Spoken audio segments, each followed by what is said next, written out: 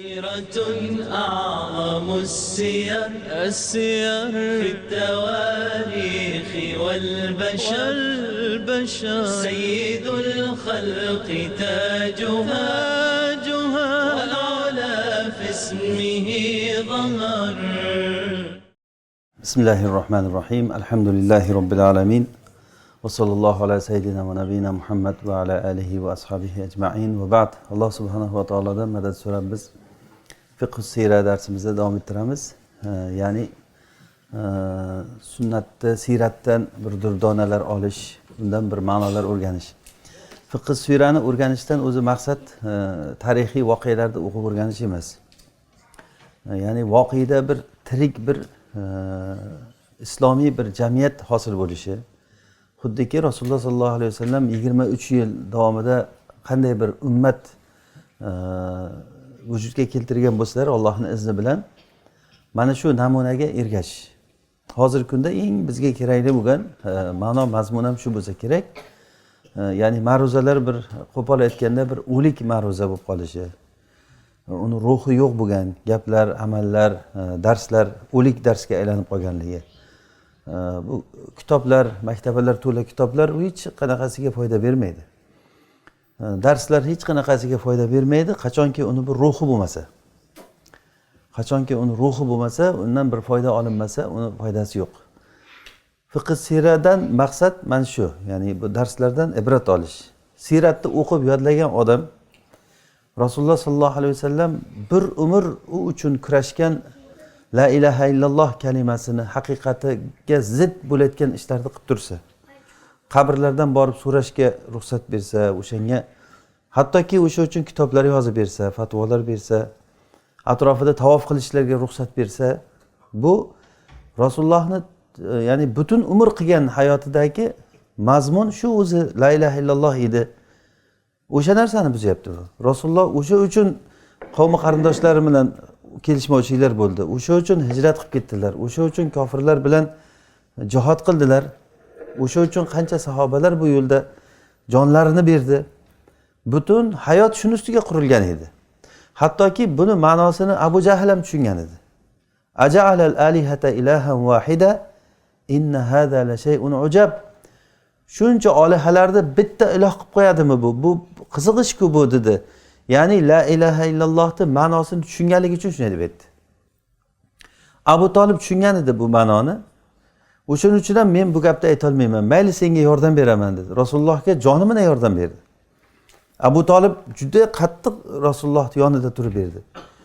Lekin mana shu kalimani aytmadi. La ilaha illalloh kalimasini aytmadi. Aytsa bo'lmasmidi? Bir og'iz kalimani aytish shuncha qiyinmi? Bo'lmasa ichidan bilardi ham shu narsani. Haqligini o'z tili bilan ham aytdi. Seni haqligingni bilaman, ey jiyan degan. Ana ular degan ustimdan kuladi men bu kalimani aytayotgan bo'lsam, bu otasini dinidan qaytdi deb Abdumuttalibni juda ham yaxshi ko'rgan. Abu Talibning muammosi otasiga bo'lgan hurmat, muhabbatini la ilaha illallohdan ustun qo'ygan. Va oxirgi kalimasi ham men Abdumuttalibning dinidanman deb o'lib ketgan. Ya'ni mana shu Abu Talib tushungan, Abu Jahllar tushungan bu narsani ma'nosini. La ilaha illalloh ma'nosini. Lekin afsuski aksar musulmonlar mana siyrat o'qigan, kerak bo'lsa siyrat kitob yozgan bo'lishi mumkin o'sha odamlar. Ana ular shu ma'noni tushunmasdan o'shanga zid bo'lgan ma'nolarni qilyapti. Ya'ni ishlarni qilyapti, o'sha gaplarni gapiradi. Qabrlardan borib so'rash, atroflarini aylanish, Allohdan boshqaga umid bog'lash, qalbda Allohdan boshqadan xavf bo'lishi, Allohdan boshqaga muhabbat, xuddi Allohga bo'lgan muhabbatdek muhabbat bo'lishi, u g'oyibni biladi deb o'ylashi u odamni bizga baraka keltiradi, balo qazolardan asraydi. Balogardon deganlar ham shu ma'noda, ya'ni baloni to'sadi degani. Ular yomg'irlar yog'diradi, barakalar keltiradi, odamlarning ichida yaxshilar tug'maganlarni tug'diradi, yo'qolgan narsalarni topib beradi. Mana shunaqangi e'tiqodlarni qilish bular hammasi tom ma'noda la ilaha illallohga zid bo'lgan gaplar. Biz fiqh siyrani o'rganganimizda mana shu narsalarni o'rganishimiz kerakki, Rasululloh sollallohu alayhi vasallamning hayotlari o'zi shuni ustiga qurilgan bo'lgan. Yana bir ya'ni fiqh siyrani o'rganish ma'nolaridan eng kattalaridan inson Rasululloh sollallohu alayhi vasallamga ergashuvchi, Rasulullohni birinchiga qo'ygan narsasini birinchiga qo'ygan bo'lishi. Rasululloh qaytargan narsalardan so'zsiz to'xtashi. Rasululloh buyurgan narsalarga birinchilardan bu borib turishi. Va ana avvalul muslimin deb, men musulmonlarning birinchisiman deb borib turishi, mana shu ma'nolarni bizga fiqh siyrat darsi o'rgatadi. Biz hozir suhbatni boshdan o'zi savol bilan boshlaymizki, fiqh siyratni nima uchun o'rganamiz? Buni ahamiyati nima? Buni ahamiyati shuki, bitta gap bilan aytganda, bizni hayotimizga jon kirgizish uchun o'rganamiz. Rasululloh sollallohu alayhi vasallamni hayotlarini o'zimizning hayotimizga, bugungi kundagi voqeaga to'g'ri tatbiq qila olish uchun o'rganamiz. Ana buni o'rganishdan inson qalbiga muhabbat paydo bo'ladi. Rasulullohga bo'lgan muhabbat paydo bo'ladi. Ya'ni bu shunchalikki, Rasululloh sollallohu alayhi vasallam aytdilarki, agar men kishiga uni o'zidan ko'ra, molidan, hamma narsasidan ko'ra, va nas ajmain, hamma odamdan ko'ra suyukli bo'lmaganimcha, uni iymoni komil bo'lmaydi deganlar. Umar roziyallohu anhu aytganlar, ey Rasululloh, siz menga hamma narsadan yaxshisiz, faqat o'zim jonimdan ko'ra sizni yaxshi deya olmayman degan.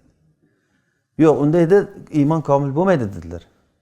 Keyin aytdilarki, Umar, endi bundan keyin jonimdan ham ko'ra sizni yaxshi ko'raman. Shunda Rasululloh al-ana ya Umar dedilar. Ana endi iymoning komil bo'ldi dedilar. Va bu iymon komil bo'lishini mukofoti Anas roziyallohu anhu dan rivoyat qilingan hadisda bir odam kelib turib, ey Rasululloh, qiyomat qachon bo'ladi deb so'raganda Rasululloh aytdilarki, sen qiyomatga nima tayyorlab qo'yding, qiyomatni so'rayapsan?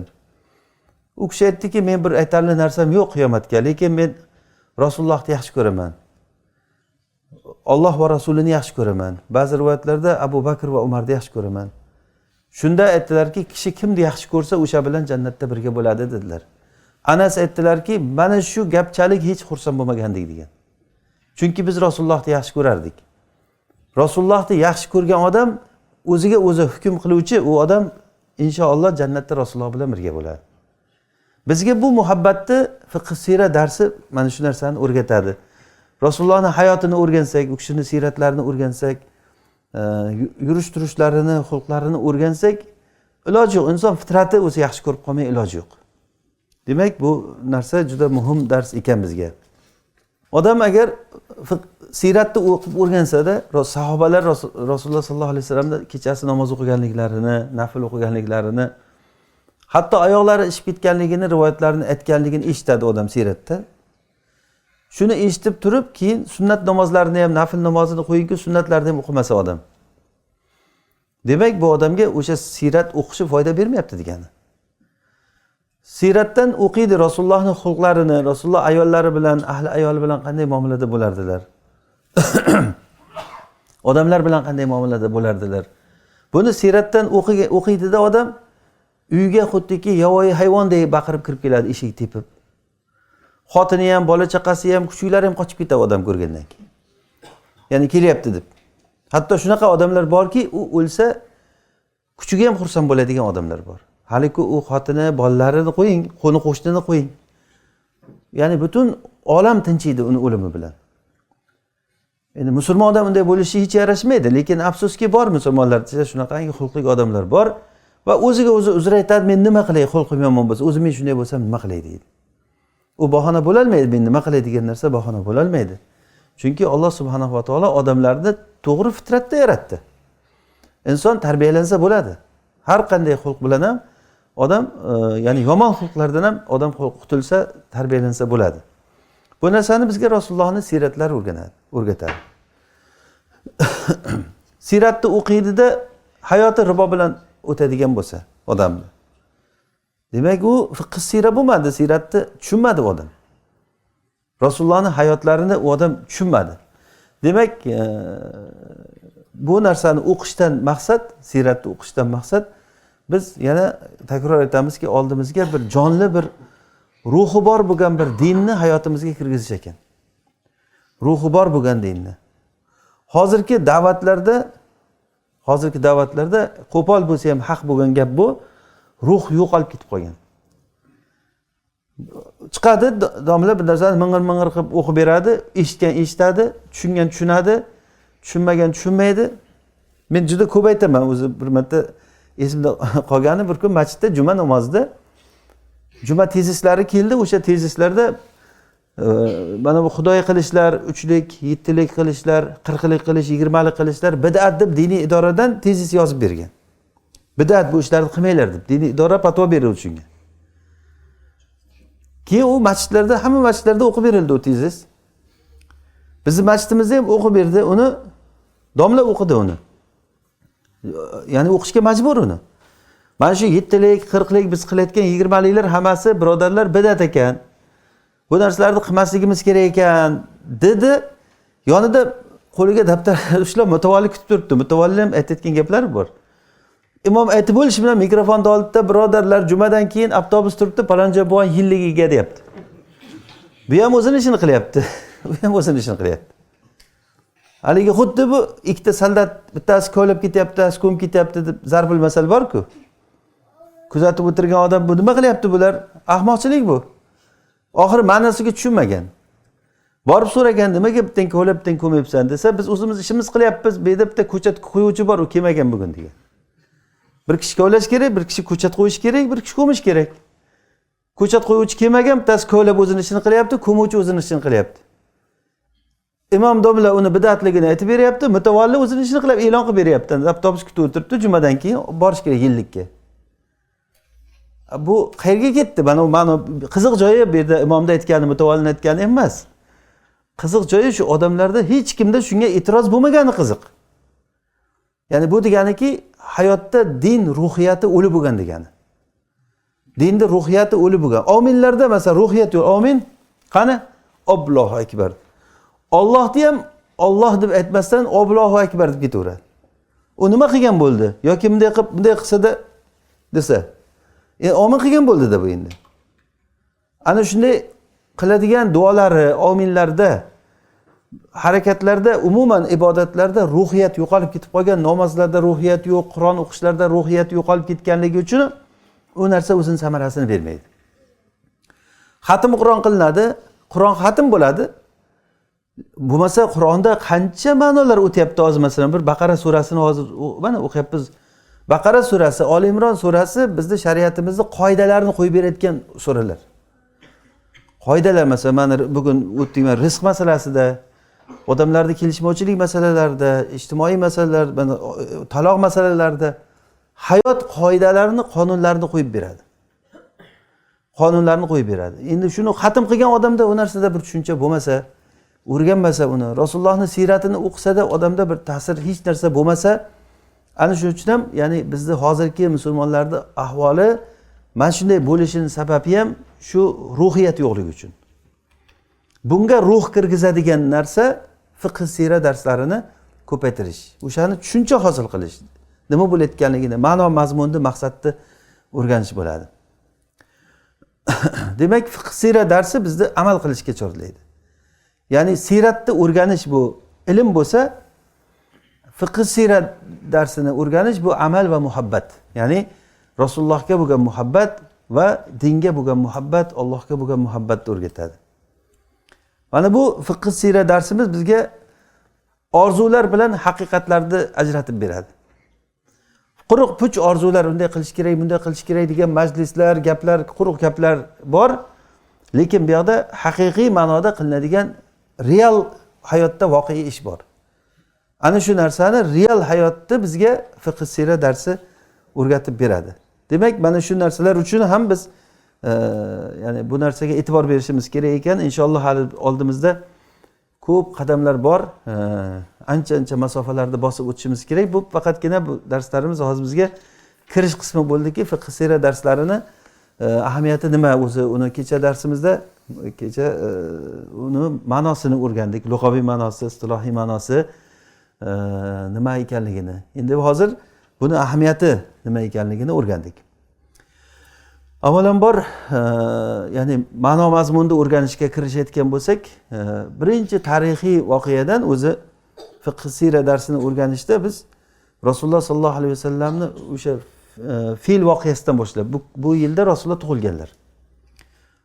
Uni inshaalloh ertangi darsimizda to'lig'icha undan dars o'rganamiz. Abraha fillarga minib kelib turib nima qilganda, bir latifa esimga tushib qoldi shu yerda. Bir ustozimiz dars berib, o'sha Alam tara kayfani tafsir qilyapti ekanlar. Bu kishi 15 minut tafsirdan aytgan endi. Abraha kiygan tuyalarga minib kiygan, uncha tuyani soni buncha bo'lgan, bunday bo'lgan deb 15 minut darsda aytsa, hali kamerachi domla o'sha film emasmidi degan. Tuya deb aytyapti domla. Men tuya dedimmi desa, hammasini tuya dedi desa, la havla va la quwwata illa billah. Nima aytmaysan shuncha betdan beri? Men uni tuya deb aytyapman. Bir ogohlantirsang bo'lmaydi. Endi qaytadan yana 15 minut gapirib chiqish kerak edi. Hammasida tuya deyilgan ekan. Yodim kelib qoldi yani. Rasululloh sallallohu alayhi vasallamning hayotlarini o'sha fil voqeasidan boshlab Iqro nozil bo'lguncha bitta.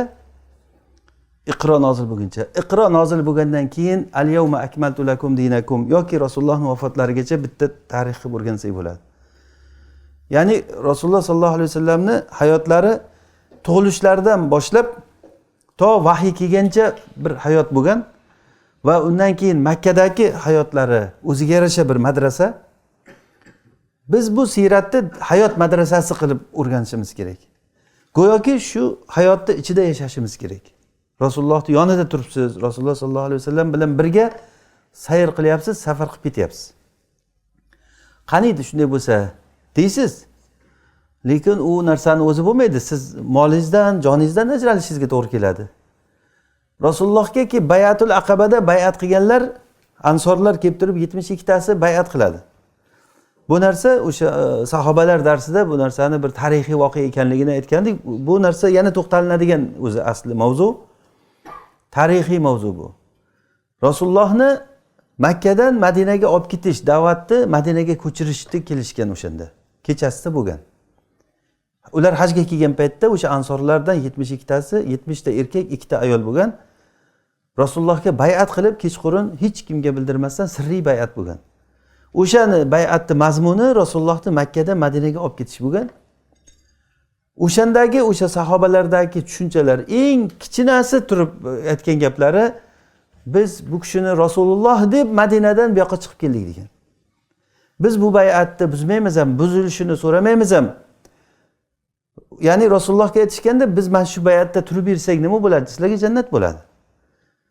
Bo'ldi, mana shu va'da bo'yicha kelishdik deganlaridan keyin o'sha kishilarning aksari Rasulullohning hayotligida dunyodan o'tib ketgan, shahid bo'lib ketgan.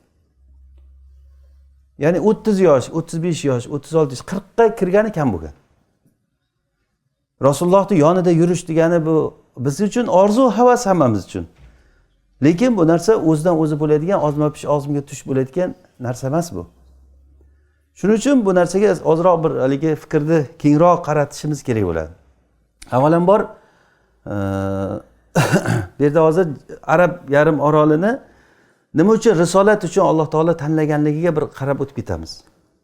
Nima uchun aynan Alloh subhanahu va taolo oxirgi rasul, oxirgi risolat uchun eng komil risolat, bashariyat tarixida Odam alayhisalomdan boshlab Rasulullohgacha bo'lgan payg'ambarlar tarixini, ularning siyratini agar o'rgansak, dinlar, shariatlarni eng komil shariat. Bizning dinimizda hamma narsa mukammal bo'ldi. Xuddiki balog'atga yetgan, hamma tomondan mukammal bo'lgan bir erkak kishi bor. Oldida bitta yosh bolacha bor. O'sha u yosh bola o'zi valiga muhtoj bo'ladi. U bola boquvchiga muhtoj bo'ladi. Ya'ni ko'p kamchiliklari bo'ladi, lekin bu yoqdagi mukammal odam hayotini o'zi mustaqil bajara oladigan va ayni paytda birovga yordam bera oladigan bir kishi. Go'yoki Rasulullohning shariatlari xuddi shunday kishi. Undan oldingi payg'ambarlarning shariatlari bo'lsa, qaysidir bir tomondan qiyinchiliklar bor bo'lgan, ular bir xos bir kishilarga, ya'ni xos bir zamonlarga, xos bir shaharlarga xos bo'lib kelgan va vaqt o'tishi bilan keyin u qop boshqa shariatlar kelavergan. Toki Rasulullohga yetib kelguncha, Rasulullohga kelgandan keyin bu narsa qiyomat kunigacha inson va jinga hamma uchun umumiy bo'lgan, butun bashariyatga o'zgarmaydigan bitta komil shariatni Alloh taolo nozil qildi. Buning uchun nima uchun Rasululloh sallallohu alayhi vasallamni ixtiyor qildilar aynan va nima uchun o'sha joyda geografik nimada shu joyda ixtiyor qildi. Mana shu narsaga ba'zi bir qarashlar qilsak, bu Arab yarim oroli bir sultonni qo'l ostida bo'lmagan hur bir joy bo'lgan. Odamlar erkin bo'lgan. ustidan birov bosh bo'lib turishini ko'tara olmaydigan odamlar bo'lgan. Bunday odam haqni qabul qiluvchi bo'ladi o'zi odatda. Agar bunaqangi odam haqni qabul qilsa, boshqacha bajaradi. Shuning uchun ham masalan e'tibor berib qarasangiz, masalan G'arbdagi bitta islomga kirib qolgan odamning tushunchasi bilan bizda tipik bitta o'zbekning tushunchasi farqi bo'ladi. Bizda o'zbek masalan o'zbek bo'lib tug'ilgan, musulmon bo'lib tug'ilgan, musulmon bu yashab kelyapti. Ota bobasi aroq ichib kelgan, bu ham aroq ichadi. Faqat ittalab xotini bilan ichmaydi, ya'ni to'y-po'ylarda bir o'tirish bo'lganda tug'ilgan kunlarda ichadi. Lekin ana G'arbdan islomga kirgan odam aroqni haromligini bilgandan keyin to'xtayapti. Soqol qo'yish kerak ekan deb soqol qo'yyapti, xotini niqob o'rayapti. Yana nima qilib Qur'onni o'rganish kerak ekan. Ketdik Misrgami, Madinagami deb boryapti-da, 4 yilda mukammal arab tilini o'rganib gaplashsangiz arab deb o'ylaysiz uni. Men shunaqa odamlar ko'rganman o'zim. Fransiyalik, Angliyalik islomga kirib nakolkalar bosilgan boyagi johil bo'lgan, cho'chqa go'shib yurgan, aroq ichib yurgan johil jamiyatdagi odam. U nasl nasabini ham bilmayman qanaqa endi u odamlar. Lekin islomga kirgandan keyin mana shunday holatga bir nurga chiqqanligini ko'rasiz. Nima uchun bunchalik o'zgarish bo'lgan bu odamda? Biz o'zbeklarga o'xshab yuraversa bo'lmaydimi? 40 yildan beri bir pora Qur'on o'qimaydi masalan. Necha yildan beri islomda yuribdi, hech narsa o'zgarmaydi. Va chunki bizda mana shu ruhiyat shuncha yo'qolib qolgan. Demoqchimanki, ulardagi nimada masalan o'nib o'sish nimasida birovga bo'ysunish, bir botilni tan olish, o'zini ixtiyoridan boshqa narsaga bo'ysunish degan narsa yo'q. Mana shu Germaniyada yashab kelgan kishilardan eshitasiz, xalqni aytib beradi-da, men ular maqtashchi aytmayman. O'sha tomoniga e'tibor bersangiz, ulardagi nimada botilga xo'p demaydi hech kim. Botilga xo'p demaydi hech kim. Noto'g'rimi? Noto'g'ri narsa. Masalan, avtobuzdami qayda bo'lsa siz bitta narsani axlatni bir joyga tashlayversangiz, odamlar qarab, indamay ichida yomon ko'rib o'tib ketavermaydi. 10 ta odam bo'lsa, 10 ta odam to'xtaydi-da, sizga tanbeh beradi, oldiradi o'shani. Bittasi aytayapti, mashina oldik deydi. Germaniyada mashina kelishda yo'lda ovqat yeymiz deb oshxonaga kirdik, yo'l chetiga qo'yib, mashina tagidan yog' oqibdi asfaltga deydi. Bitta mo'may ko'rib qoldi uni deydi. Ya'ni yog' oqqanligini. Boshimizda turib sen nima bizda shahrimizniki bunaqangi iflos qilib ketyapsan deb yuvdirdi deydi. Supermarketdan borib shampun, machalkalar olib kelib, hali asfaltni yuvyapmiz ikkita odam deydi. Toza qilib yuvdirib jo'natib yubordi deydi. Shunga shunchami? Bir satil tuproq solib qo'y ustiga bo'ldi deydi, bizda o'zbeklar ko'rsa, juda bo'lsa agar. Bo'lmasa u narsa bir ota go'ri qoziqon aytgan masala emas, asfaltni qo'parib yormaydimi? Asfaltdan dizel haydaydi boy. Taqara barana sudrab keladi asfaltdan. Yangi qilingan asfalt. Ko'rgan odam nimaga buzyapsan demaydi, bu asfalt dabdalashib ketyapti uni. Lekin hech kimda ishi yo'q, o'sha narsani buzganligi bilan ham ishi yo'q. Xullas, Arab yarim orolida ana shunaqangi nima odamlar bor edi. Ularda ustidan bir bosh bo'lib turadigan sulton bo'lmagan. Qabilachilik bo'lgan bir tomondan o'sha sulton bo'lmagan. Yana bir tomondan ularda bir hammasini birlashtirib turadigan diyonat bo'lmagan. Masalan, Rumda ular ahli kitoblar bo'lgan. Ularda imomlari bo'lgan, domlalari bo'lgan, xalq unga bo'ysunib bitta zontiydi tagida, bitta chodir tagida bo'lgan odamlar. Mafkura tagida bo'lgan. O'sha kattalari bo'lgan, o'sha kattalar nima desa, o'shani aytganini qilib yurgan. Bu nimada bo'lsa, Arab yarim orolida katta degan narsa hamma o'ziga katta bo'lgan. Kim nimani ko'rsa, borib masalan ajablansa, borib bir joydan bir but ko'rib qolsa, o'shani olib kelib, but yasab qo'yib ibodat qilavergan, bo'lsa ibodat qilavergan. Hatto shularning ichida ba'zilari Hanif dinda turganlari bo'lgan. Said ibn Zaydning otasi masalan. Zayd ibn Amr ibn Nufayl yoki Varaqat ibn Nawfal masalan. Ular Nasoro dinini qabul qilgan bo'lgan Varaqa. Ya'ni Hanif dinda turganlari ham bo'lgan. Umuman betaraf bo'lgan odamlar ham bo'lgan va butparastlari ham bo'lgan, lekin bu yerda ularning ustidan ya'ni ularning ustida to'g'anoq bo'lib turgan, qapqoq bo'lib turadigan, haqni to'sib qoladigan bir tushuncha bo'lmagan, mafkura bo'lmagan. Ana shuning uchun ham haqni qabul qilishga va keyin u haqni risolatni ko'taruvchilari bo'lib butun dunyoga risolatni yetkazuvchi odamlar uchun Alloh tanlagan joy mana shu kishilar eng mukammal odamlar bo'lgan. Undan tashqari o'sha paytdagi nimada ulardagi zehniyat, soflik, gapni eshitgan joyda yodlab olgan. eshitgan joyda hayron qolasiz. Masalan, paloncha she'r aytdi deydi, urushda qochib ketayotgan paytda mana bu she'rni aytib ketayotgandi, uni orqasidan quvib ketayotgan odam mana bu she'rni aytib quvib ketdi deb aytib beryapti. Ya'ni uni ham yodlab olgan, buni ham yodlab olgan. Biz hozir hayotimizda bitta she'r yodlab aytib beralamizmi masalan? Bu yerdan kirib, bu yerdan chiqib ketaveradi. O'shanaqangi darajada butun xalq shunday bo'lgan. Bitta gap aytilindimi, bo'ldi, yodida qolgan o'sha narsa. Bu narsa aynan risolatni yetkazishga shunaqangi odam. Keyin odamlar musofir odamlar bo'lgan. Har paytda qilichi yonida, bizni boboylarga o'xshab mahs kalishda yonida pichoq va 4 ta kesak belboqqa bog'langan, 2 ta lo'nga, bittasi mustahabga, bittasi tahoratga va boshda salla, kapanlikka u. Tayyor musofir odam. Qayerga bo'lsa ketdi. Oldi shunaqa bo'lgan. Ana shunaqa bo'lgan ular. Tayyor risolatni aynan yetkazishga mana shunaqangi kishilar, mana shunaqangi xalq ayni o'rni bo'lgan. Yana bir tomondan ya'ni aytdikki, bu yerda qabilachilik bo'lgan dedik. Bu qabilachilik aynan ertaga payg'ambar chiqsa, bu payg'ambarga erta qarshilik bildirilgan paytda unga himoyachilar kerak.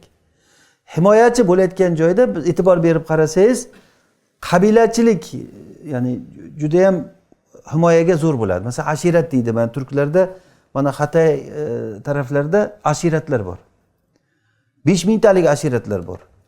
Ya'ni bitta odam bilan urushdingiz degani 5000 ta odam bilan urushdingiz degani. Ular qo'ymaydi. Bu yoqqa yana tug'ilganlari ham esdan chiqarmaydi. 20 yil oldin mana shu odam biz bilan urushgan, bu yoqqa ketaveradi. O'sha ashiratdan oxiri tan berib uzr so'rab qutulasiz.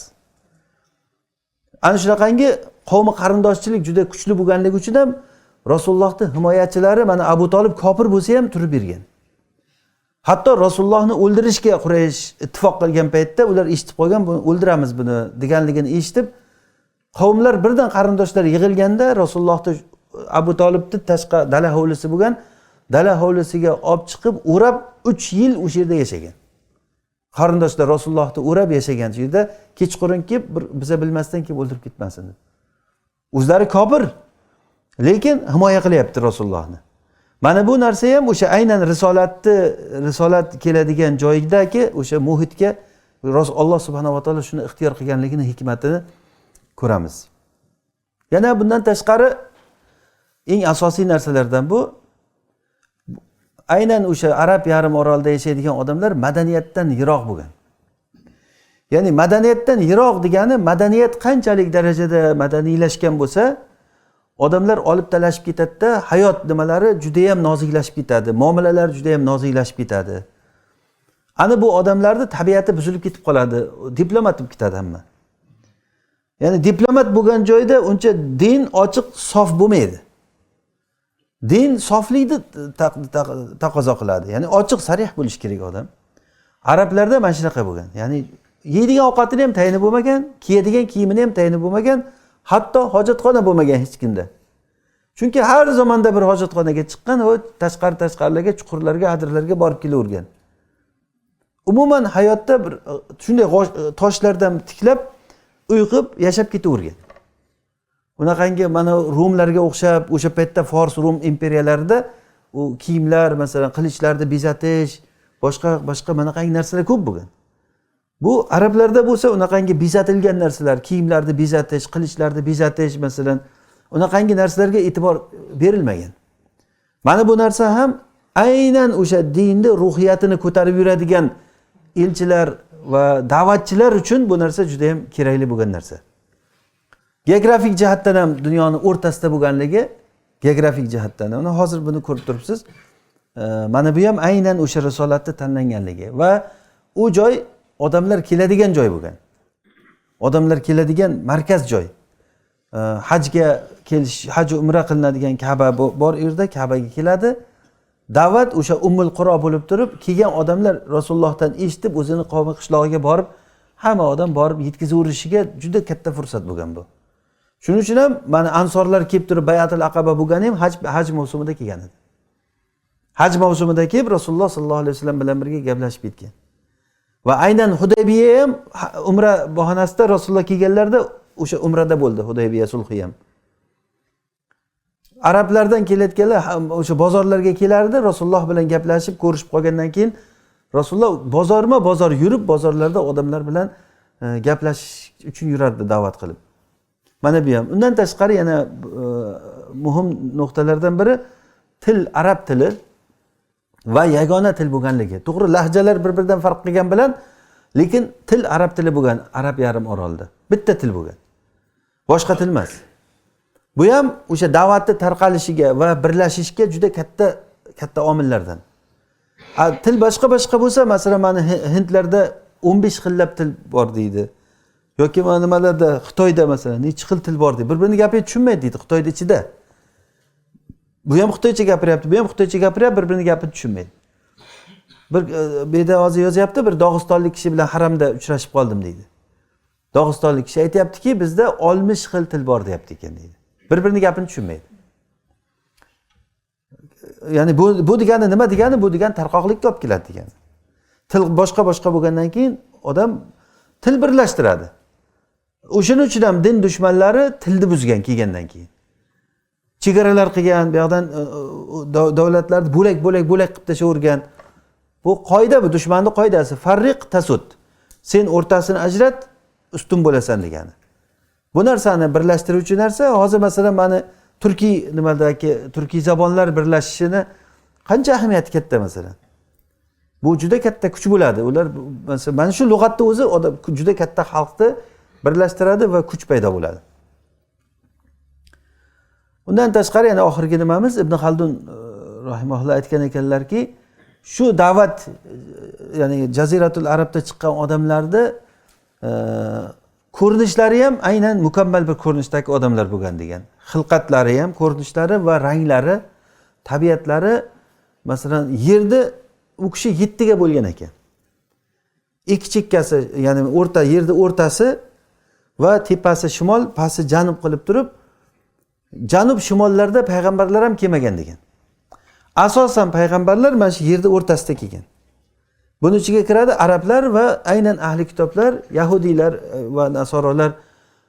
Bular aka-uka Bani Ishoq alayhisalomning farzandlari ular Bani Isroil. Arablar Ismoil alayhisalomning farzandlari bo'lsa, ular Ishoq alayhisalom farzandlari, aka-ukani bolalar, amakivachcha o'zi. Asli yahudlar bilan arablar amakivachcha bolalar bular. Va ko'rinishi jihatdan ham xalqning ichida eng chiroyli va tili jihatdan ham tili mukammal tilga ega bo'lgan, rangi jihatdan ham mo'tadil rangdagi kishilar degan, mana shu o'rtadagi kishilar aytgan. Ya'ni bu jihati ham bu da'vatni ko'tarib yuruvchi odamlar uchun buni ham ahamiyati katta. Yana ham bundan tashqari ko'p hikmatlar bordir. Bu bor albatta, Alloh subhanahu va taoloni o'zi biladi. Lillahil amru min qablu va min ba'd. Alloh biladi nimani qayerga qo'yishdi. Allohu a'lamu haythu yaj'alu risalata. Alloh o'zining risolatini qayerga qo'yishdi juda ham yaxshi biladi. Bu asli o'zi bitta lo'nda javob shu bunga. Nima uchun Jaziratul Arabni tanladi Alloh taolo desak, Alloh o'zi biladi, lekin uni hikmatlarini biz ko'ngillama olish uchun, tushunish uchun qarasak, mana shuncha ma'nolar bor. Keyin nima uchun risolatga, umumiy risolatga Alloh subhanahu va taolo Rasululloh sallallohu alayhi vasallamni tanlaganligi. Ya'ni bu narsa yana ham uni lo'nda javob beradigan bo'lsak, nima uchun degan savol o'zi berilmaydi Alloh taologa. Alloh xohlagan kishisini xohlaganday tanlab oladi. Va mutlaqo bu risolatga, eng oxirgi payg'ambarlikka Rasulullohni Alloh tanlab oldi. Alloh tanlab oldi. Aynan shu joydan, aynan shu nasldan tanlab oldi. Biz bu joyda o'rganishimizda hozir geografik tomondan kelib chiqib va bu nasabni o'rganishda va bu shaxsni o'zini o'rganishda siyratni tushunishimiz uchun juda katta yordam bo'ladi. Ya'ni boshdan bosh kirish qism qilib kelganda bu narsalar albatta gapirilishi kerak bo'lgan narsa. Alloh subhanahu va taolo oldingi payg'ambarlarga xos payg'ambarlar, oldingi ummatlarga xos payg'ambarlar yuborgan. Hatto bir qishloqqa 70 talab payg'ambar kelgan. 300 talab payg'ambar kelgan deyiladi. Bitta qishloq, bitta shaharga 300 ta payg'ambar bo'lgan. Mana Yosin surasida iz arsalna ilayhim usnayni fakazzabuhuma fa'azzaznahuma bi thalith. Ikki kishini yuboruvdik, ular yolg'onchiga chiqaruvdik, keyin ularga yordamchi qilib 3-chisini jo'natdik deyapti. 3 ta payg'ambar kelyapti-da, faqalu inna ilaykum mursalun. Biz sizlarga payg'ambarimiz, Alloh yubordi bizni deb aytayapti. Yoki Musa alayhisalom, Harun alayhisalom ikkalalari aka ukalar payg'ambar bu Fir'avnning oldiga kelyapti. Ya'ni bizni ikkovimizni Alloh taolo yubordi senga deb ikkita payg'ambar kelyapti. Lekin Alloh subhanahu va taolo bu mukammal shariati bo'lgan oxirgi o'zini shariati uchun, bu islom shariati oxirgi shariat uchun Rasululloh sallallohu alayhi vasallamni bir o'zlarini Alloh taolo tanladi. Mana bu narsa juda ham katta bir sharaf bu Rasululloh uchun. Va bu dinni bayrog'ini ko'tarib kelgan yolg'iz o'zlari. Lekin Alloh taolo shuni xohladiki, bir tomondan bu shariat komil, ikkinchi tomondan bu shariatni Rasulullohdan keyin ko'tarib yuradigan kishilarni Alloh taolo bu ummatda chiqardi. Haq toifasi, ya'ni Rasululloh aytdilarki, albatta bu mani haqni ko'tarib yuradigan bir toifa qiyomat kunigacha bo'ladi dedilar. Qiyomat kunigacha la tazalu toifatun min ummati zohirina alal haq. Ummatimdan bir toifasi haqda zohir, ya'ni ko'rinib turadi haqda ekanligi ularda. O'zini yashirib yurmaydi ular. Ularni ko'rinishida haqni ko'radi odam, ko'rgan odam. Zohirina alal haq degani haqda shundoq ko'rinib turgan bo'ladi. Agar u bir joyda bo'lmasa boshqa yerda bo'ladi u. Yerda bu yoqda bo'lmasa bu yoqda bo'ladi. Bu ummatning ichida bo'ladi. Ummat o'shanaqangi toifadan, o'shanaqangi haq ahlidan hech qachon xoli bo'lmaydi. Mana bu o'shalarning zimmasiga Alloh subhanahu va taolo yukladi va Alloh taolo o'zining qadari bilan Rasulullohdan keyin bu bayroqni ko'taradigan o'shalarni tanlab bu qiyomatgacha ketaveradi. Bitta odam xato qilib gapirsa, albatta uni xatosini to'g'rilaydigan odamlar chiqaradi Alloh taolo. Ana bu narsa katta Alloh taoloning rahmati. Oldingi ummatlarda payg'ambar kelgan, payg'ambar agar bir ummatda bir nima ehtiyoji bo'lib qolsa, yana payg'ambar jo'natgan Alloh taolo. Bu keyingi kelgan payg'ambar oldingi payg'ambarni ba'zi narsalarni o'zgartirib ham kelgan, shariatni boshqa bo'lib ham kelgan va keyin tugab ketavergan bu. Boshqa qishloqqa boshqa payg'ambar kelgan, uni shariati boshqacha bo'lgan, boshqa shaharga boshqa payg'ambar kelgan, ular shariati boshqa bo'lgan. Ya'ni ular hammasiga o'ziga yarasha likullin ja'alna minkum shir'atan va minhaja, Alloh taolo o'ziga xos bir shariat va yo'lni shariat qilib berdi ularga. Lekin Rasululloh sallallohu alayhi vasallamga bo'lsa mukammal islom shariatini Alloh taolo tanladi. Bu mana shu bizning hozirgi qo'limizdagi shariat bu, Qur'on va sunna. Qarang qanchalik darajada katta bir boylik, shuncha bebaho bir narsani Alloh taolo bizga berdi va kechagi nimamizda ham aytdik-ku, Ibn Taymiyo rahimahulloh Shayxul Islomning gaplari borki, bashariyatga Alloh taolo payg'ambar yuborganchalik yaxshilikni qilmagan degan. Eng katta yaxshilik risolat. Eng katta yaxshilik risolat bu. Ya'ni bu narsani Rasululloh sallallohu alayhi vasallamni shariatlari Rasulullohning o'lishlari bilan tugab qolmadi. Tugab qoladigan qilmadi. Rasululloh vafot etdilar. Lekin Rasululloh vafot etishlari bilan u kishining ishlarini, Rasulullohning ishlarini o'sha joydan davom ettirib ketayotgan ummatni tarbiyalab qo'yib ketdilar o'rnlariga. Mana Rasululloh Rumga g'azot qilishga askarlarni tayyorlab turgan joylarda vafot etdilar. Abu Bakr Siddiqning xalifa bo'lgandan keyingi birinchi ishi o'sha askarni shaqqa jo'natgan Rumga. Umar roziyallohu anhu, hattoki Umardek kishilar ham e'tiroz bildirgan, aytganki, hozircha jo'natmay turaylik degan. Hozircha jo'natmay turaylik, hozir vaqt emas, chunki Rasululloh vafot etdilar, atrofdagi qishloq shaharlar hammasi bizga ko'zini tikib qarab o'tiribdi. Ko'pi murtad bo'la boshlagan, bo'ldi, bular tugadi, endi payg'ambar o'ldi deb. Ya'ni ular degan dindan chiqib ketib qolishi mumkin, bizga hujum qilib qolishi mumkin. Abu Bakr Siddiq aytdiki, vallohi agar kuchuklar kelib Madinani ayollarini, bolalarini yeb ketsa ham degan, shu askar boradi Rumga degan. Rasululloh qo'llari bilan bog'lagan bayroqni men yechmayman degan. Bu askar chiqadi degan. Va bu narsada Abu Bakr Siddiq muvaffaq edi. Haq edi u kishi. Sahobalar ham bu narsaga qoyil qoldi. Shuning uchun ham Rasulullohdan keyingi ya'ni eng afzal shaxs Abu Bakr ekanligini bir necha mashaqangi o'rinlarda biz guvohi bo'lamiz. Ana shunday ummatni Rasululloh tarbiyalab qo'yib ketdilar. Bu narsani Alloh taolo ikkita narsa bilan asrab qoldi. Birinchisi Qur'on bilan bu dinni saqlanishi. Hozirgacha mana Qur'on birorta harfi o'zgargan yo'q. O'zgarmaydi ham bu qiyomat kunigacha. Hech kim o'zgartira olmaydi bu Qur'onni. Ana bu narsa Qur'onda bizda hayotimizga yetkilik haqiqatlar, qoidalar bor. Bu bir, ikkinchidan haqning bayrog'ini ko'taradigan toifani Alloh taolo qadaran bularni chiqarib qo'yganligi. Ular bir ustozlarni yetishtirib chiqishi bilan nima bilan deyilmaydi. Bu Allohning qadari. O'sha ustozlarga ham Alloh tavfiq beradi. Ular bir-birini tarbiyalaydi. Chiqadi bu toifa chiqadi. Kim agar o'sha toifa karvonida, o'sha nimada jamoatda ichida bo'lsa, u yutug'i uni. U o'sha odamning yutug'i. Ular kimlar ular? Qaysi sifatga ega bo'ladi? Rasululloh aytibdilar, zohirina alal haq, haqda shundoq ko'rinib turgan odamlar bo'ladi. Ular aynan Rasululloh sallallohu alayhi vasallam aytganlaridek, hum ma ana alayhi va ashabi. Men va ashoblarimning yo'lida bo'lgan, ko'rinishda bo'lgan odamlar ular. Haqda zohir bo'ladigan odamlar. Ana shu ikkita narsa bilan Alloh taolo Rasulullohning risolatini davomiy qildi. Bu qiyomat kunigacha yo'qolib ketmaydigan bo'ldi. Ya'ni bu narsa o'zi hozir qisqa qilib xulosa qilib aytyapmiz bu yerda. Nima uchun Alloh subhanahu va taolo Rasululloh sallallohu alayhi vasallam bir o'zini ixtiyor qilgan deb. Bu bitta gapini aytamizki, Allohning o'zini ixtiyori va Rasulullohga bo'lgan ulug'lash bu. Takrim. Rasululloh sallallohu alayhi vasallamni sharafli qilishi. Haqiqatan Rasululloh sallallohu alayhi vasallam aytdilarki, men odam bolasini sayyidiman. Men buni faxrlanib aytmayapman dedilar. Haqiqatda sayyid u kishi. Ya'ni bu kishiday shaxs umuman kelmagan bashariyat tarixida va bu kishiga berilgan ne'mat hech kimga berilmagan. Sulaymon alayhisalomga masalan boylik berildi. Davud alayhisalomga saltanat berildi masalan. Zulqarnaynga qancha saltanat berildi, dunyoning mashriqi va mag'ribi. Lekin Rasulullohga berilgan saltanat hozirgacha mana butun 1400 yilga yaqin, ya'ni Rasulullohning ummati yer kurrasida sayyid bo'lib turdi. 400 yilgacha. Mana yaqinda Usmoniy xilofat yiqilishi bilan xalifalik yiqildi va musulmonlar batamom yo'qib ketdi deymizmi? Yo'q, hozir masalan musulmonlar qayerda? 2 milliard musulmon bor. Odam soni bilan sanasak 2 milliard musulmon. Va yer kurrasini eng barakali joylari musulmonlarning qo'lida hali hanuz. To'g'ri, masalan fasodlar bor, o'ziga yarasha undoq isloh qilish kerak bo'lgan ko'p narsalar bor.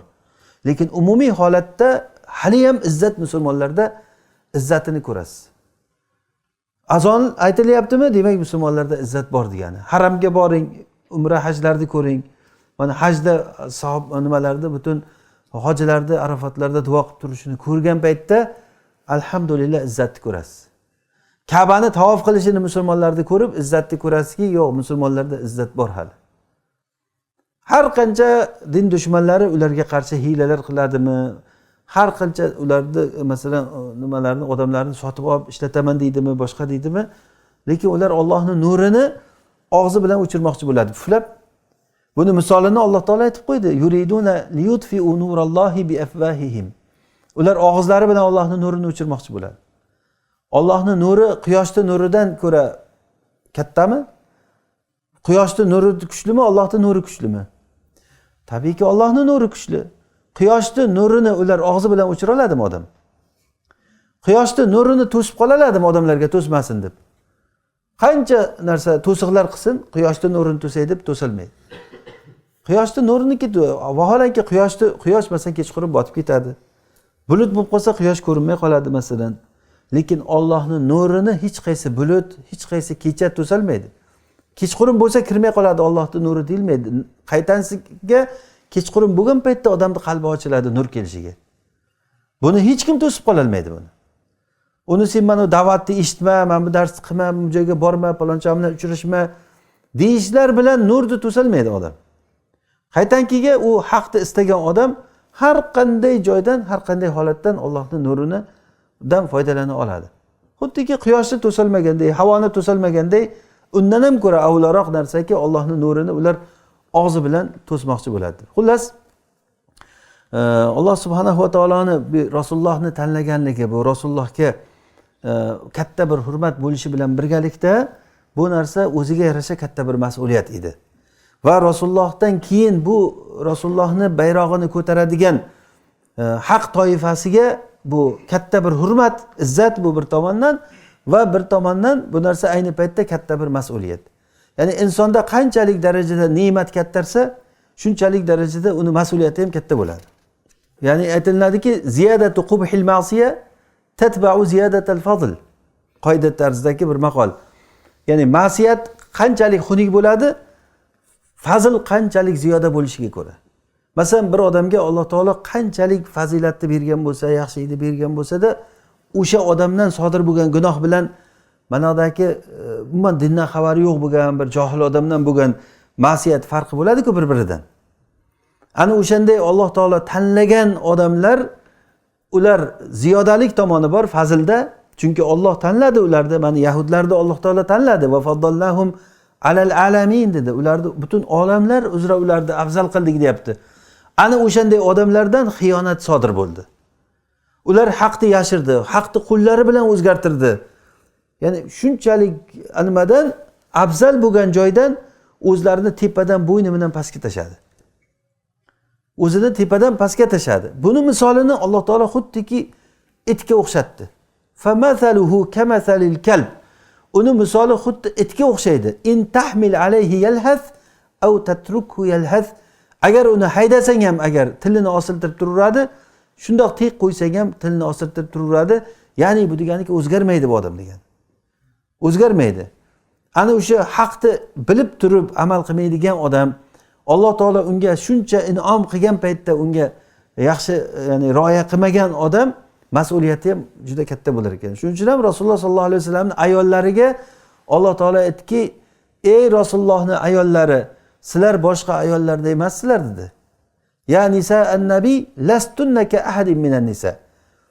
Agar sizlar boshqa ayollarda emassizlar, ya'ni Rasulullohning ayollari ummahatul mu'minin, ularni Alloh tanlab oldi. Rasulullohga nasib qilgan ayollar haqiqatda o'zini zamonasidagi eng afzal ayollar, ham chiroydan, ham farosat aqldan, ham nasl nasabdan eng yaxshi ayollarni Alloh nasib qildi Rasulullohga. Hatto xilqat jihatdan ham bir kamchiligi bor bo'lgan ayollar emas edi Rasulullohning ayollari.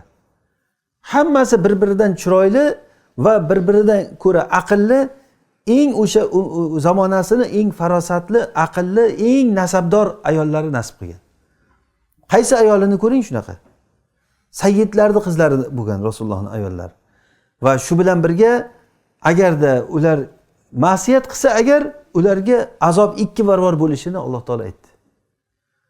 Fazilat qanchalik katta bo'lishi bilan birga ma'siyat ham shunchalik darajada kattarib ketaverar ekan. Bu mas'uliyat, buni nima uchun aytyapmizki, haq bayrog'ini ko'targan odamlarni Alloh qanchalik siylaganligi bilan birgalikda qanchalik ularning zimmasida katta bir mas'uliyat o'tirganligini his qilish uchun. Alloh muvaffaq qilsin hammamizni. Ya'ni bu qisqacha bir ko'z tashlash bo'ldiki, nima uchun Alloh taolo aynan o'sha nima Jaziratul Arabda, Arab yarim orolini oxirgi risolat uchun, mukammal risolat uchun o'sha joyda tanladi. O'sha joyda tanladi. Bularni nimasini aytdik va Rasululloh sollallohu alayhi vasallamni nima uchun aynan payg'ambar qilib tanladi o'shanda. Va o'sha Rasululloh sollallohu alayhi vasallamni nasl nasab jihatidan ya'ni kelib chiqishlari bu keyingi mavzularimizda keladi. Bu narsa fiqh sira uchun bizda tepadan bir kirish qism qilib kelishimizda muhim bo'lgan kirish qismlari bular. Fiqh sira darsimizda hozir muqaddima o'laroq bir qancha ma'nolar aytdik. Rasululloh sollallohu alayhi vasallamni da'vat nimalarini boshlanishini o'sha nimadan fil voqeasidan boshlab o'rganamiz. Inshaalloh fil voqeasini to'lig'icha biz undan olinadigan darslar va voqeani erta o'rganamiz inshaalloh, Alloh nasib qilsa. Bugun shu kirish qismlar bo'ladiki, fil voqeasi bu muhim bir voqea bo'lganligidan mukammal bitta sura nozil bo'ldi. Alam taro kayfa fa'ala robbuka bi ashabil fil. Fil ashablariga Robbing nima qilganligini qara. Bu ma'noni o'sha aynan fil surasining tafsirida Allohning izi bilan aytgan edik bu narsani. Uzun mavzu qilib aytganmiz. Qisqacha aytadigan bo'lsak, bu voqea tarixiy bir voqea. Allohning qadari bilan bo'lgan o'sha Abraha 60 ming kishilik katta fillarga minib qo'shin tortib Ka'bani buzib tashlash uchun kelgan paytda Alloh subhanahu va taolo hammani ko'zini oldida ularni qanday tilkapora qilib tashlaganligi. Ularni yo'qotish uchun ababil qushlarni yubordi Alloh taolo. Hatto katta-katta burgut qushlarini ham yubormadi Alloh. Ababil qushi bizdagi qaldirg'ochga o'xshagan qush. Ya'ni u qush birovga ozor beradigan qush emas, tumshug'i ham yo'q, panjalari kelib birovni odamlarni shundoq boshidan ushlab changallab ko'tarib ketadigan qushlarni ham Alloh yubora olardi. Yoki farishtalarni yuborsa ham bo'ladi masalan. Bitta farishta kelsa bo'ldi, hammasini qimqiyg'os o'ldirib tashlaydi. Lekin Alloh shuni xohladiki, Allohning askari ko'p. Allohning jundi askarlari ko'p. Shulardan ababil qush 3 tadan toshab kelgan, bitta og'ziga 2 ta oyog'iga deb. Shunda ustlariga tashaganda faja'alahum ka'asfin ma'kul, xuddiki qurt yegan bargdek qilib tashadi hammasini. Ya'ni buni nima uchun qildi? Alam tara kayfa fa'ala robbuk? Robbing nima uchun qara, nima uchun qanday qildi shu narsani? Nima uchun siz undan keyingi surada liila fi qurayshin, Qurayshga imkon bo'lish uchun. Qurayshga imkon nima kerak desak, Qurayshda chunki 40 yildan keyin payg'ambar chiqadi bu yerdan. Bu payg'ambarga bu narsa tayyorgarlik bo'lyapti. Hali payg'ambar tug'ilgan paytda mana yerda fil voqeasi bo'lishi bilan Quraysh butun arablarning ichida bir avliyo bo'lgan xalqqa aylandim deyotgansizda. Alloh taoloning do'stlari ekan bular. Bularga teyishi bo'lmas ekan. Butun gap ketdi hamma joyga. Ani endi safar qilgan paytda rihlata shita'i va soyf, ya'ni qishda Yamanga, yozda Shomga safar qilib, tijorat qilib, juda katta foydalar ko'rish. Bu foydalarning orqasida bu yerda omon bo'lib turib, qorni to'q bo'lib odamlar yashashi va risolat uchun ummat ko'payishi kerak edi va bu joy Ummul Quroga aylanishi kerak edi. Aynan ana shu narsa uchun Alloh subhanahu va taolo anadan butun Afrika nimalardan qo'shinlarni olib kelib, bitta voqeani o'zi Alloh taolo nima qilyapti-da, buni ham o'zi qiziq joyi, voqeani hosil bo'lishini qarang. Alloh bir ishni xohlasa sababini muhayyo qilib qo'ygandek, o'sha nimalarda Habashlarda bir katta kanisa qurishgan. Uni qibla qilamiz, butun odamlarni hammasini shaqqa buramiz deganini eshitib, bitta arab borib kanisani ichiga kirib ish bajarib kelgan. Kim ekan bilsa, bitta arabga bashaq ketdi. Degan shu nima uchun desa, chunki ularda o'zlarining qiblasi bor ekan. Rashk kelgan, bu sizlar qibla qilamiz deganlaringga achchiq kelibdi ekan. Boringlar qiblasini tilka poraz qilib, yermini yakson qilib buzib tashatib Abrahan jo'natgan keyin. Ya'ni bitta odamni mashq qilgan, o'sha ish ham Alloh subhanahu va taolo bir ishni xohlasa, kimgadir mana shunaqangi ish bilan boshlanib ketyapti, lekin buni orqasida katta bir hikmat yotibdi. Rasululloh chiqishlari kerak. Rasululloh o'sha paytda tug'ildilar. Aynan o'sha fil nimasida. Demak, biz o'rganmoqchi bo'lgan nimamiz, siratimiz, fiqh siramiz mana shu voqeadan boshlanadi. Fil voqeasidan boshlaymiz va bu voqeadan to Rasululloh sallallohu alayhi vasallamga Iqro nozil bo'lguncha bitta bosqich bu va keyin Rasulullohni Makkadan Madinaga hijrat qilganlaricha katta bir dars bizga hayot madrasasi, Makka hayoti va undan keyin Madinaga borganlaridan keyingi siyosiy hayot, u joyga borgandan keyin davlat shakllangan hayot. Butun atrofdagi davlatlar bilan Rasululloh sallallohu alayhi vasallam muomala qildilar, sulh tuzdilar, urush qildilar, jang qildilar. Ya'ni mana bu narsalarda biz uchun juda katta darslar bor. Mana shundan endi Rasululloh sallallohu alayhi vasallamni payg'ambar qilib jo'natishlari va bunga endi birinchi bo'lib turib keladi Rasulullohning nasabini o'rganishimiz, tug'ilishlarini o'rganishimiz va Rasululloh sallallohu alayhi vasallam tug'ilishiga zamondosh bo'lgan aynan fil voqeasi. Shundan nasl nasablarni aytgandan keyin shundan boshlaymiz. Rasulullohni emib yurgan zamonlari va Bani Sad diyorlarida Rasulullohni o'nib o'sishlari Bani Sadda. O'sha joyda Rasululloh sollallohu alayhi vasallam bir necha yil emib katta bo'ladigan yoshlarida, emish paytlarida o'sha yerda katta bo'lganlar. Keyin onalariga qaytib kelishlari, onalarini vafot etishi va keyin amakisi, u kishining bobolari kafolatga olishi va bobolari Abdumuttalib o'lganlaridan keyin amakilarini qaramog'iga qolishlari va yoshligidagi Rasulullohni voqealar, undan keyin uylanishlari, Rasulullohning ayollari, farzandlari, Ka'bani qurishga ishtirok etishlari voqeasi va Alloh taolo u kishini qanchalik darajada asraganligini bir ko'rinishlari bor. Bu narsa ya'ni biz uchun hammasi bitta nima bo'ladi, dars o'rinlari. Toki Iqro nima oyati nozil bo'lguncha, ya'ni bu deganiki payg'ambar bo'lganlaricha. Shundan birinchi mavzuyimiz Rasululloh sallallohu alayhi vasallamning tug'ilishlari, Rasululloh sallallohu alayhi vasallamning nasablari.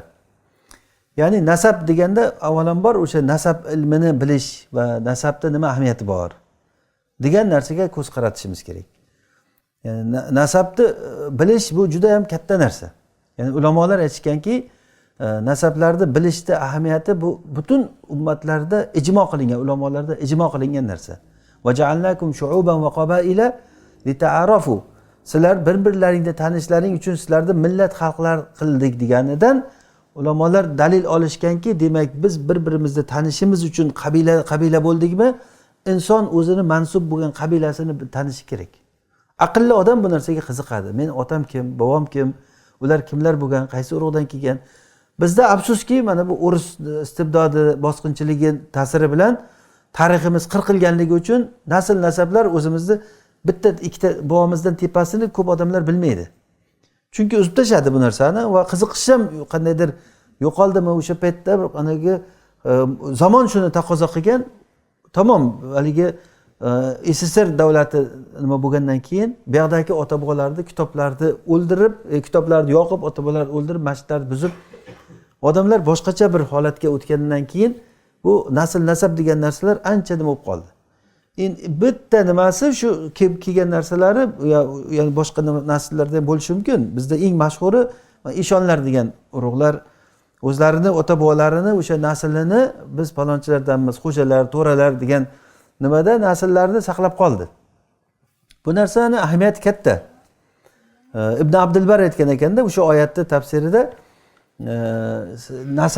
nasabni ta'lim olishga ochiq dalil bor bu yerda. Va ja'alnakum shu'uban va qabaila lita'arafu degan nimadan. Abu Hurayradan rivoyat qilingan hadisda kelar ekan, Rasululloh sollallohu alayhi vasallam aytdilarki, ta'allamu min ansabikum ma tasiluna bihi arhamakum. Sizlar nasl nasablaringdan silay rahim qiladigan darajada me'yor miqdorini o'rganinglar dedilar. Ya'ni silay rahim qilishimiz uchun biz tog'amizni tanishimiz kerak, ammamizni tanishimiz kerak. Bir xil odamlar bor, tog'asi kimligini bilmaydi, ishtaligini ham bilmaydi, ko'rmagan. Ayniqsa o'sha er xotin ajralib ketgan paytda bo'ladi. Otasini ko'rmaganlar bor, otasini tanimaydi. Chunki bu chaqaloq paytda onasi bilan ajralib ketgan, shu bilan o'rta haligi uzilib ketgandan keyin taloq nimasi bilan shu bilan farzandlarini bu odam ham ko'rmagan, ko'rsatmagan ham yo boshqa joyga ketib yorgan, bilmaydi. U otasini ham bilmaydi, amakilarini ham bilmaydi. Bu silay rahimni uzish katta gunoh, kabiradan bu. Shariat silay rahimga qancha e'tibor qaratgan? Masalan, silay rahimni qilmagan odam jannatga kirmaydi, sirotdan o'tolmaydi. Sirot ko'prigida bir tomonda silay rahim, bir tomonda omonat turib, sirot ko'prigidan o'tkazadi odamlarni. Mana shu ikkita narsani bermagan odam sirotdan o'tolmaydi. Bittasi omonat, bittasi silay rahim. Birovda bir tiyin puli sizda qolsa agar, bitta ignasi qoladimi, bitta tiyin puli qoladimi, haqqi qoladimi, bir zulm qilgansizmi, so'kkansizmi, pulini yegansizmi, sirotdan o'tolmaysiz. Shuning uchun o'sha sirotdan o'tish uchun hozir tayyorlanish kerak odam. Bittasi silay rahim bir tomondan. Xuddi tamojnadek, ya'ni buni tushuntirsak agar. Ana buning uchun silay rahimni biz qilishimiz uchun tanishimiz kerak silay rahim nimasidan. Nasablarni tanishimiz kerak bo'ladi. Muallif ko'p nimalar, dalillar, nimalar aytgan ekan, asosiy bizga yetarli bo'lgan mavzu shu. Abu Bakr Siddiq, Umar roziyallohu anhular va Usmon va Ali va Jubayr ibn Mut'im, bular arablarni nasablarini juda biladigan kishilar bo'lgan ekan. Abu Bakr Siddiq ya'ni nasabni biladigan bir odam, kimsan desa, qaydansan, palonchidanman, kimni bolasi, palonchini bolasiman desa, palonchilar kimdan kelib chiqqanligini biladi. Odam taniydigan, nasab taniydigan odamlar bo'lgan. Va o'shanday Rasulullohning amakilari ham Abbos. Yaxshi bilganligi uchun ham Bay'atul Aqabada kofir bo'lsa ham Abbos Rasululloh bilan qo'shilib borgan. Rasululloh men bilan ko'rishimiz kerak bo'lgan ansorlar kelgan, ular bilan ittifoq qilamiz deganlarida Rasulullohning qarindoshi bo'lganligi uchun, jiyani bo'lganligi uchun ham amaki Rasulullohga qo'shilib borgan kofir bo'lgan o'sha payt Abbos. Nima uchun? Men ularni yuzini ko'ray, o'zlarini taniy, kimlar meni jiyanimni olib ketmoqchi, bilishim kerak degan. Ya'ni nasabni bilishda juda katta o'ziga yarasha o'rni bor bu narsani. Va u kishidan, ulardan keyin, sahobalardan keyin Said ibn Musayyab ham xuddi shunday Alloh taolo bir nima bergan kishi ekan. U kishining o'g'illari Muhammad ibn Said va Zuhri va aimmalardan Imom Shofiy rahimahulloh, Abu Ubayd al-Qosim ibn Salam, bu kishilar o'sha nasabni biladigan kishilar bo'lgan ekan. Nasabni biladigan kishilar. Xo'p, ulamolar aytishgan ekanki, nasabni bilish farz bo'lgan tomoni bor va fazil bo'lgan mandub tarafi bor.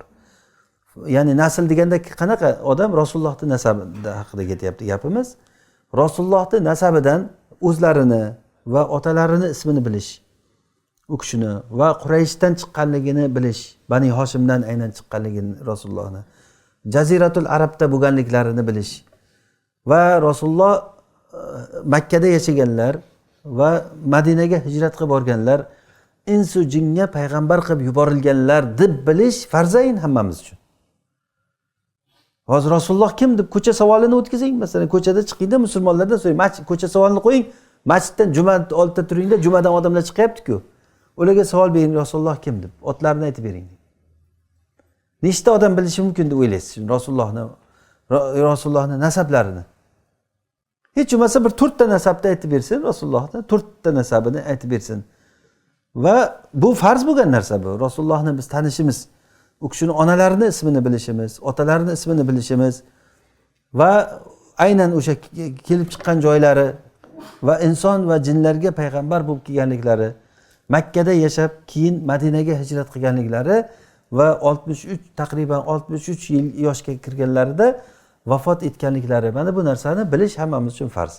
Endi undan tashqarisi endi bu fazil bu. Masalan Rasulullohni tepa bobolarini tanish va u kishini keyin ya'ni nasl nasabga tegishli boshqa tomonlarini, masalan urug'larini, ona tarafini, tepa taraflarini bilish, Rasulullohni tog'alarini tanish, amakilarini va boshqa o'sha Rasulullohning nasabidan bu yoqlarga shajara bo'lib chiqayotgan amakilarning o'g'illarini bilish, bu fazil bo'lgan narsa bu.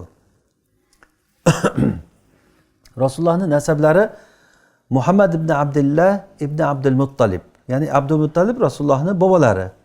Otalari Abdulloh, u kishining otasi Abdul Muttalib ibn Hashim ibn Abdumannaf ibn Qusay ibn Kilab ibn Murrat ibn Ka'b ibn Lu'ay ibn G'olib ibn Fihr ibn Malik ibn Nadr ibn Kinana ibn Xuzaymat ibn Mudrikat ibn Ilyas ibn Mudar ibn Nizar ibn Ma'd ibn Adnan, ya'ni 21-bobolari Adnan. Mana shu Adnongacha bo'lgan, Ma'd ibn Adnongacha bo'lgan nasablari bu hammada ittifoq ekan Rasulullohning bobolari. Mana shu joyda va yana Adnan aynan Ismoil alayhisalomning farzandlari ekanligida ham ijmo bu. Ya'ni Rasululloh Bani Ismoildan deyiladi-ku. Ya'ni Adnan Ismoil alayhisalomning farzandlaridan, urug'idan. Ya'ni Ibrohim alayhisalomning o'g'illari ikkita, Ibrohim va Ismoil va Ishoq. Rasululloh Ishoqning farzandlaridan, aynan o'sha Adnonning farzandlaridan chiqqan. Ismoilni nimalardan? Yahudiylar bo'lsa Bani Isroil bular Ishoq farzand, Bani Isroil bular. Aka-uka bular, asli amaki-vachcha.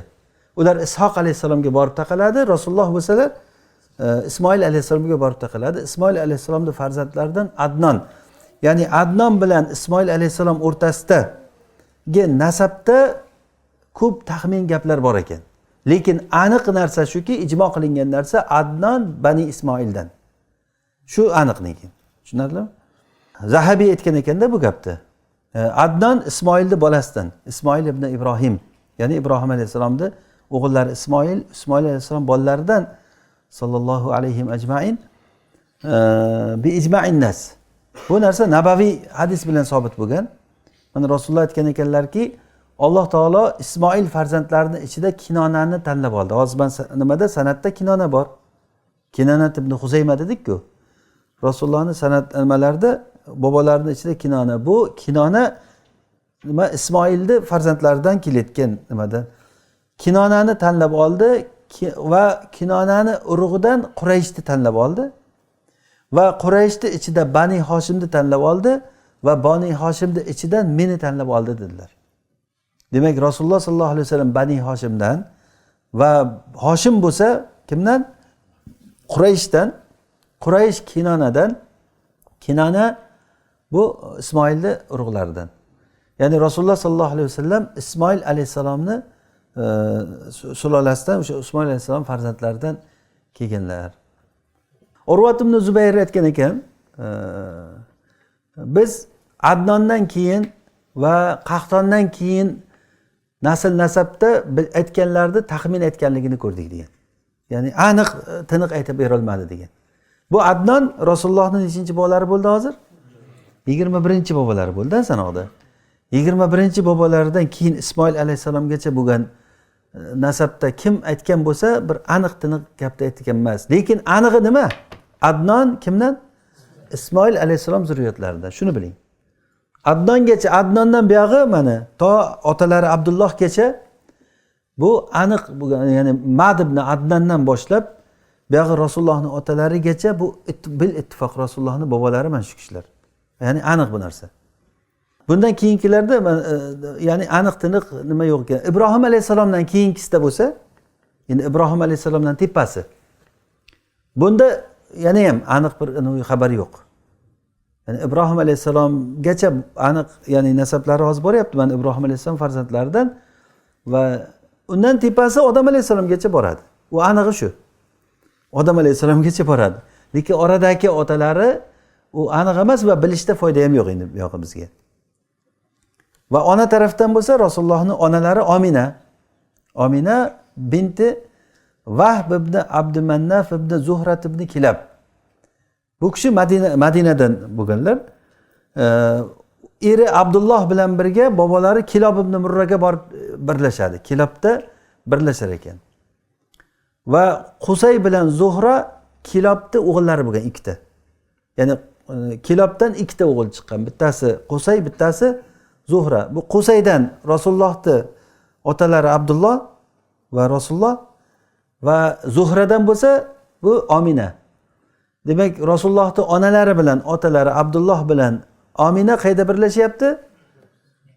Bobolari Qusayga, Kilobga borib birlashyapti. Rasululloh Qusaydan chiqyaptilar, bu kishi Zuhradan chiqyaptilar. Ikkalasi aka-uka bo'lgan ekan. Ikkalasi aka-uka bo'lgan ekan. O'sha kishida. Ya'ni hozir bu yerda qarang. Ikkalasi, ya'ni Qusay bilan Zuhra abnau Kilab, axavan. Kilobni ballari deyapti, aka-uka. Al-awwal jaddun lin-nabiy min jihati abihi. Bittasi, ya'ni Qusay ota tarafdan Rasulullohning bobolari va Zuhra bo'lsa Rasulullohning onasi tarafdan bo'lgan bobolar. Ya'ni Rasulullohning onalari Omina borib birlashayotgan joyi Zuhradan, otalari bo'lsa-chi birlashayotgan joyi Qusaydan. Ikkalasi ham o'sha Kilob degan bobolariga borib birlashyapti. Allohu alam. Va sallallohu alayhi va nabiyina Muhammad va alihi va ashabi ajmain. Valhamdulillahi robbil alamin. Assalomu alaykum va rahmatullohi va barakatuh.